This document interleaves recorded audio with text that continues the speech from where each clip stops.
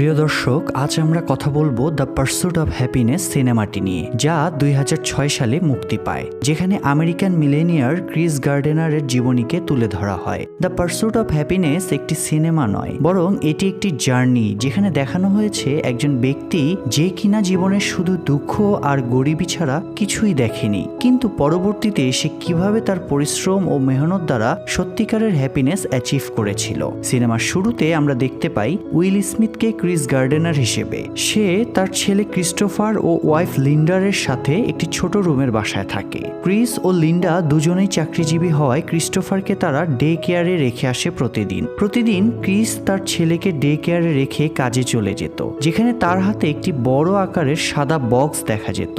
সেটি মূলত একটি স্ক্যানার মেশিন, যা এক্সরের মতো কাজ করে। ক্রিস ছিল এটার সেলসম্যান। এক্সরে মেশিনের তুলনায় বেশি দাম হওয়ায় অনেক ডক্টর এটাকে বেকার মনে করত এবং ক্রিসকে ফিরিয়ে দিত।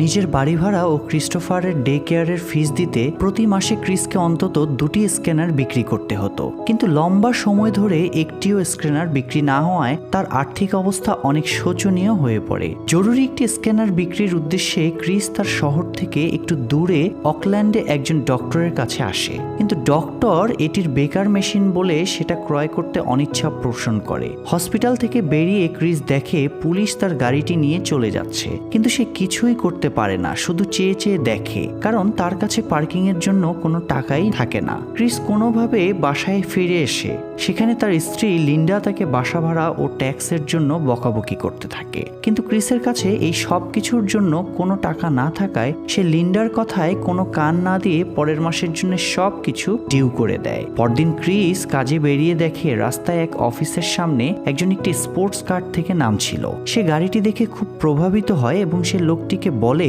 আমি আপনাকে 2টি প্রশ্ন করতে চাই, আপনার সফলতার সিক্রেট কি এবং আপনি কি করেন? লোকটি বলে উনি একজন স্টক ব্রোকার। ক্রিস জিজ্ঞাসা করে একজন স্টক ব্রোকার হতে হলে তাকে কলেজ থেকে ডিগ্রি নিতে হবে কিনা। লোকটি বলে, না, আপনাকে কিছু অঙ্কের হিসাব জানতে হবে এবং মানুষের সাথে ভালোভাবে কথা বলতে জানতে হবে। লোকটি চলে যাওয়ার পর ক্রিস খেয়াল করে সেই অফিসটির সকল কর্মচারী অনেক হাসি খুশি ও স্বাচ্ছন্দ্যময় অবস্থায়। ক্রিস এগুলো দেখে প্রভাবিত হয়, নিজেকে প্রশ্ন করে যে আমি কেন এমন হতে পারবো না, এবং সেও সিদ্ধান্ত নেয় এই সেলসম্যানের চাকরি ছেড়ে সেও স্টক মার্কেটে ব্রোকার হবে।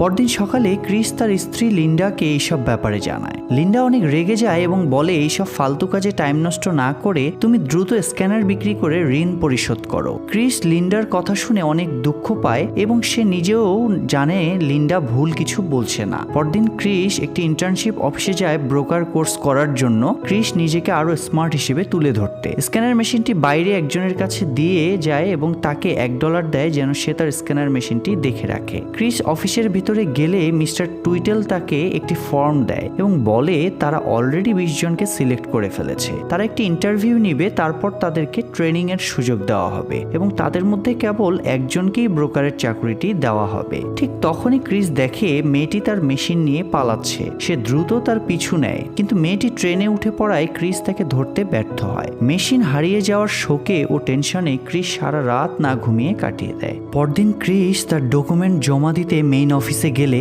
সে সেইখানে ওই মেয়েটিকে দেখতে পায় যে তার স্ক্যানার মেশিনটি নিয়ে পালিয়েছিল। সে তার পুরো কাহিনী বলে মেয়েটিকে। সে বলে, আমি আমার পুরো জীবনের জমানো টাকা দিয়ে স্ক্যানারগুলো কিনেছিলাম। এই একটি স্ক্যানারের মূল্য আমার পরিবারের পুরো মাসের খরচের সমান। এই বলে সে মেয়েটির কাছ থেকে স্ক্যানারটি ফেরত নেয়। ক্রিস তার অফিসের নিচে প্রতিদিন সে মিস্টার টুইটেলের সাথে দেখা করত এবং পরিচিত হবার চেষ্টা করত, যাতে ইন্টারভিউ বোর্ডে সে সুবিধা নিতে পায়, কিন্তু মিস্টার টুইটেল তাকে খুব একটা বেশি গুরুত্ব না দিয়ে চলে যায়। ক্রিস সামনে একই রোডে যাওয়ার বাহানা দিয়ে টুইটেলের ট্যাক্সিতে উঠে পড়ে, যেন সে টুইটেলের সাথে আরো সময় নিয়ে কথা বলতে পারে। কিছুক্ষণ যাবার পর টুইটেল নেমে গেলে ক্রিস দেখে $180 ট্যাক্সি ভাড়া চলে এসেছে, কিন্তু তার কাছে ছিল মাত্র $15। সে ড্রাইভারকে বলে সামনে মোড়ে তাকে নামিয়ে দিয়ে সামনে এসে সে ট্যাক্সির দরজা খুলে দৌড়ে পালাতে থাকে। ড্রাইভার তার পিছু করতে থাকলে সে মেট্রো স্টেশনে পৌঁছে যায়। সে ট্রেনে উঠতেই দরজা বন্ধ হয়ে যায় এবং তার স্ক্যানার মেশিনটি বাইরেই রয়ে যায়। ক্রিস সেটি ছাড়াই বাড়ি ফিরে যায় যায় বাড়ি ফিরে সে অনেক চিন্তায় পড়ে যায়, কারণ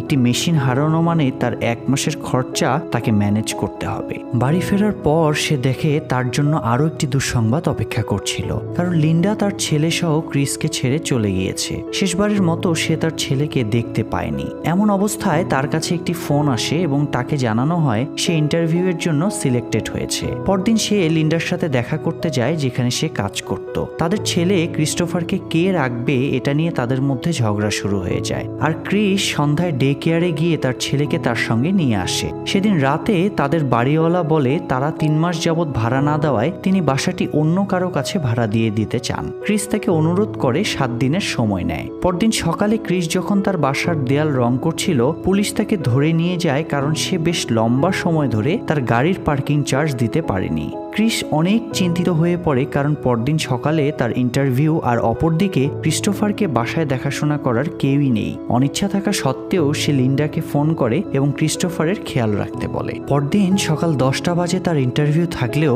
পুলিশ তাকে 9:40 ছেড়ে দেয়। ক্রিস সঙ্গে সঙ্গে দৌড়ে তার অফিসে পৌঁছায়। অফিসের সবাই তার দিকে অবাক চোখে তাকায়, কারণ তার পুরো শরীর ছিল রঙে ভরা এবং সে একটিমাত্র জিন্স পরেছিল। সরাসরি পুলিশ স্টেশন থেকে আসায় এভাবে আসতে বাধ্য হয়েছে, কারণ পুলিশ তাকে এই অবস্থায় আটক করেছিল।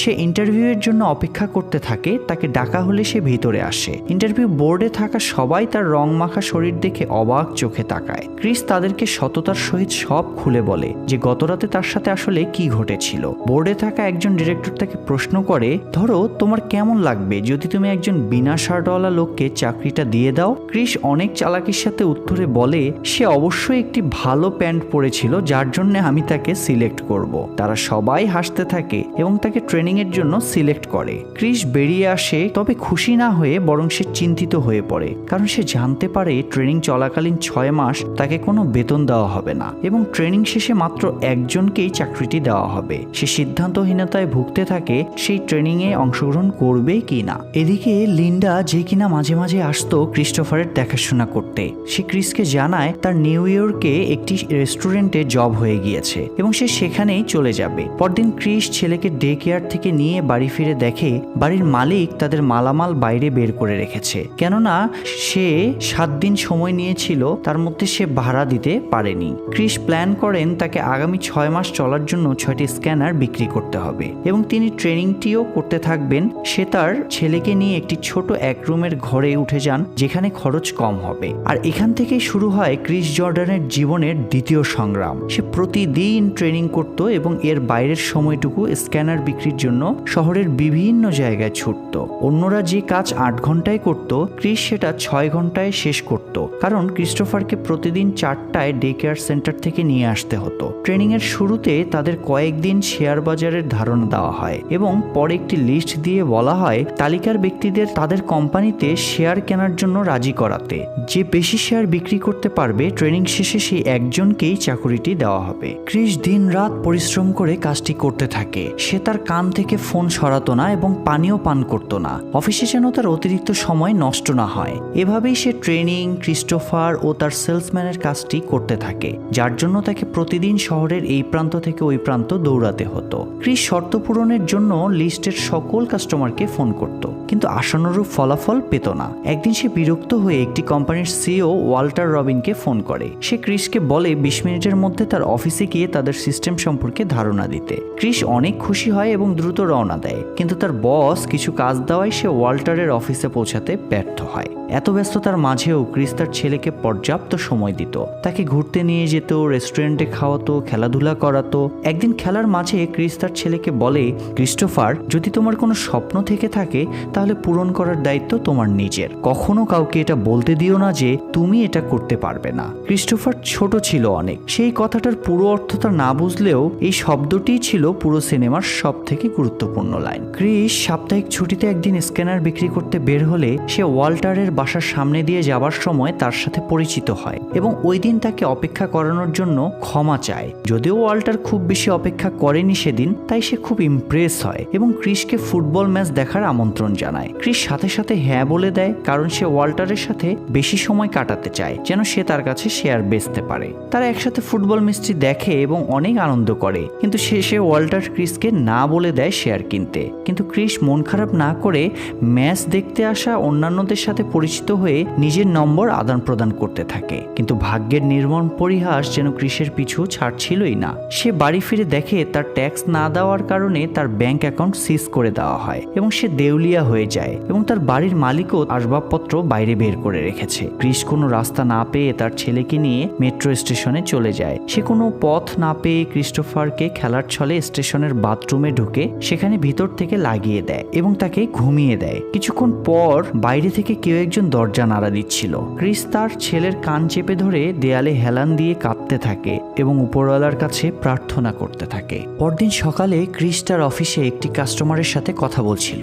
হঠাৎ কোম্পানির এমডি তাকে ইন্টারভিউয়ে ডাক দেয়, কারণ এটাই ছিল ক্রিসের ট্রেনিং এর শেষ দিন। ক্রিস ফর্মাল ড্রেসে সুন্দরভাবে ইন্টারভিউ বোর্ডে যায়। ইন্টারভিউ বোর্ডে থাকা সবাই ঠাট্টা করে বলে, ক্রিস আজ নতুন জামা কাপড় পরে এসেছো? ক্রিস বলে, হ্যাঁ, কারণ আজ এখানে আমার শেষ দিন, তাই পরিপাটি পোশাক পরে এসেছি। কোম্পানির এমডি বলে, হ্যাঁ ক্রিস, আজ তোমার শেষ দিন, কেননা কাল থেকে তোমার প্রথম দিন শুরু হতে চলেছে। তুমি এখন থেকে এখানকার ফুল টাইম এমপ্লয়ি। ক্রিস যেন নিজেকে বিশ্বাসই করতে পারছিল না। খুশিতে সে কেঁদে ফেলে, সে আনন্দে লাফাতে থাকে। কয়েক বছর পর ক্রিস 1987 সালে একটি ইনভেস্টমেন্ট কোম্পানি দেয়, আর 2006 সালে সেই কোম্পানির কিছু শেয়ার বিক্রি করে সে হয়ে যায় আমেরিকার মাল্টিমিলিয়নিয়ারদের একজন। প্রিয় দর্শক, বড় হওয়ার স্বপ্ন যদি আপনার ভিতরে থাকে, তাহলে হাজারো বাধার মাঝে ধৈর্য ধরে পরিশ্রম করলে নিশ্চয়ই সেই স্বপ্ন পূরণ হবে। পার্সুট অফ হ্যাপিনেস সিনেমাটি আমাদেরকে এটি শিখিয়েছে। সিনেমাটি ভালো লাগলে লাইক দিন এবং কমেন্ট করে আপনার মন্তব্য জানান, এবং পরবর্তীতে আরো অসাধারণ কিছু সিনেমা দেখার জন্য চ্যানেলটি এখনই সাবস্ক্রাইব করে